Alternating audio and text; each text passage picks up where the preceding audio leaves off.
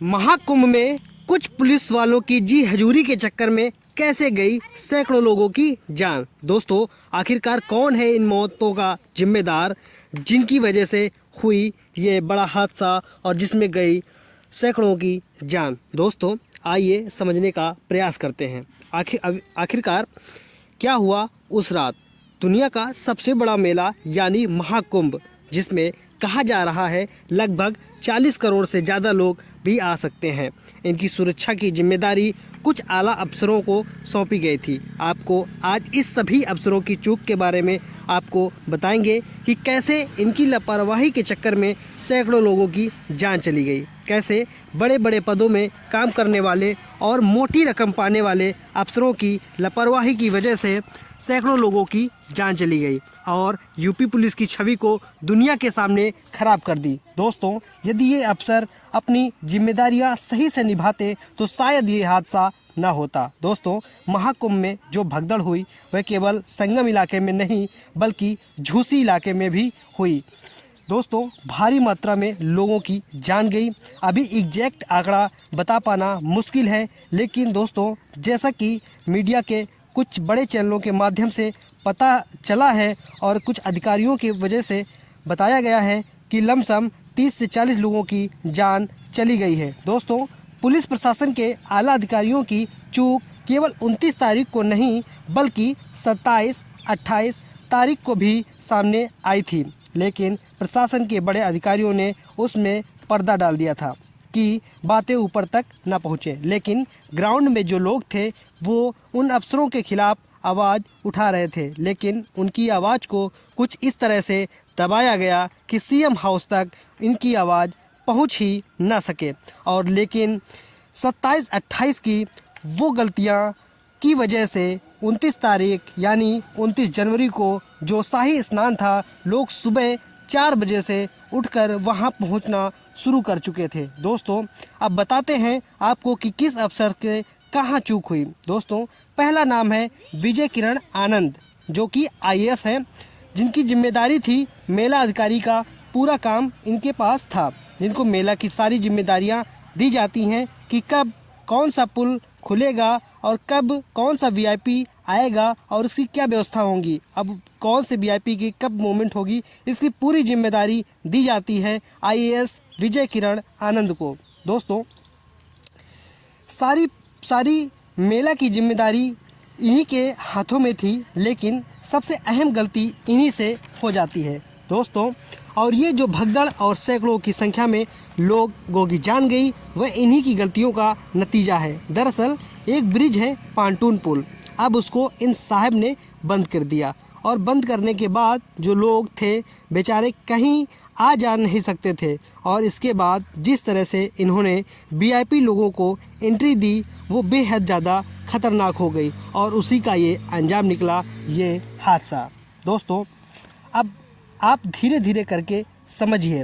दोस्तों, 27-28 तारीख को जो थी उसमें ज़्यादातर वीआईपी मूवमेंट हुए, उससे पहले भी होते रहे हैं, लेकिन आज 27 तारीख इसलिए अहम मानिए क्योंकि इस दिन अमित शाह जी भी स्नान कर रहे थे। वहाँ पर उनके साथ बहुत सारे लोग थे और ये जो वीआईपी मूवमेंट हुई थी, इसी के चलते जो अफसर साहब हैं उनसे कुछ गलतियां हो गई। दरअसल 27 तारीख को जो अधिकारी हैं विजय किरण आनंद, उनके पास वायरलेस से एक मैसेज आता है कि जो ये मूवमेंट है रोक दिया जाए। अब जिस तरीके से श्रद्धालु हैं अपनी श्रद्धा को लेकर कुंभ में डुबकी लगाने के लिए आ रहे हैं, वह तो हज़ारों की तादाद में है, लाखों की तादाद में है। अब उनका मूवमेंट कैसे रोका जाए?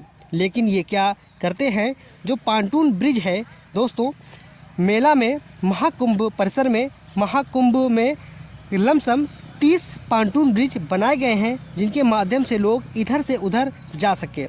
जब वायरलेस से मैसेज आता है कि मूवमेंट को रोक दिया जाए तो 7 नंबर की ब्रिज को रोक दिया जाता है। दोस्तों, 7 नंबर इस हिसाब से यानी 1-2 करके 30 तक नंबर है, तो जो 7वें नंबर का ब्रिज होता है उसको बंद कर दिया जाता है। और जैसे ही पुल बंद होता है तो जो 5-6 घंटे से लाइन में लगे लोग रहते हैं, दोस्तों, जैसे ही पुल बंद होता है तो वो वहीं पर फ्रीज होते हैं, यानी जम जाते हैं, वहीं पर खड़े हो जाते हैं, क्योंकि जब पुल बंद हो गया तो अब रास्ता है ही नहीं कि आगे जा सके।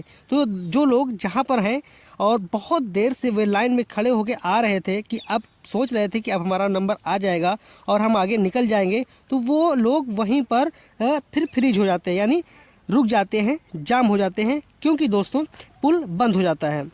दोस्तों ये सब जब 6-7 घंटे हो जाते हैं तो लोग परेशान होने लगते हैं और दोस्तों त्रस्त हो जाते हैं, भूख प्यास सब चीज़ें लगी होती हैं।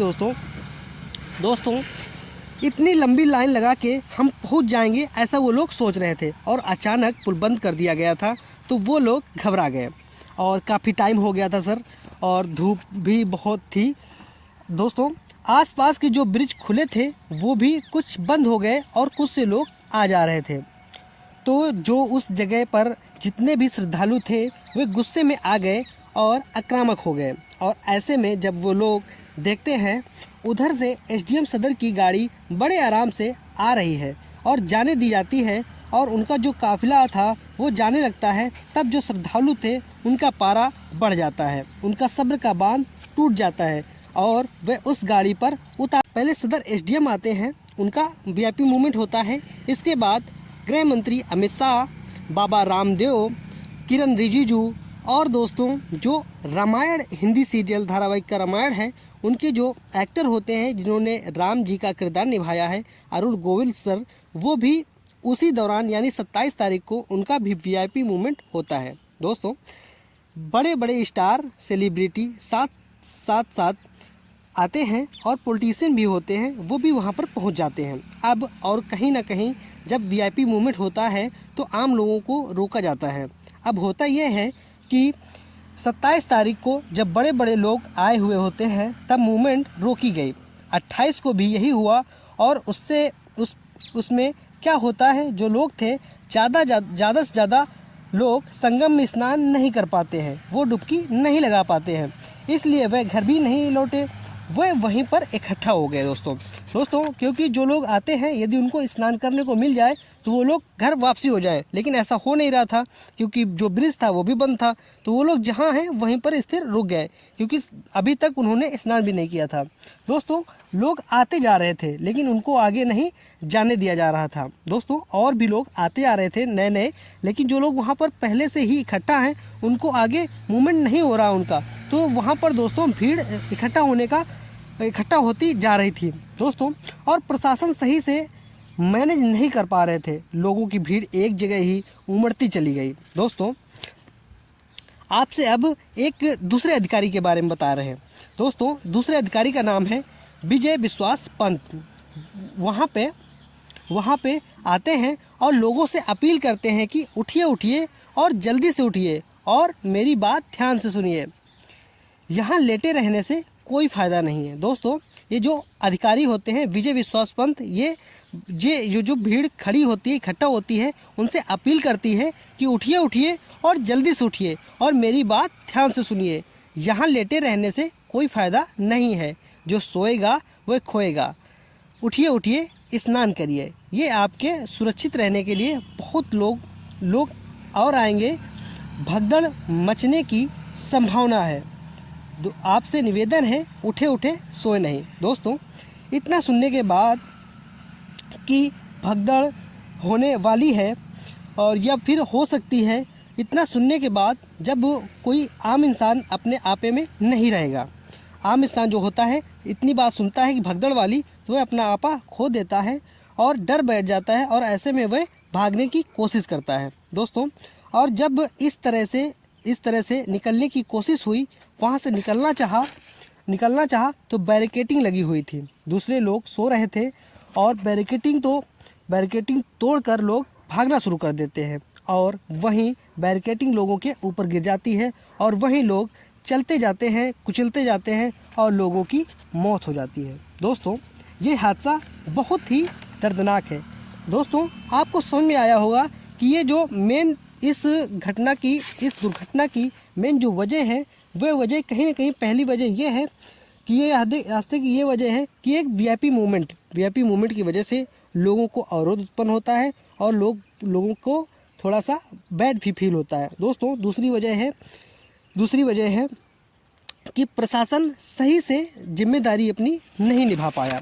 दोस्तों इससे हुआ यह कि लोग एक दूसरे को धक्का देना शुरू कर देते हैं और भगदड़ जैसी स्थिति हो जाती है।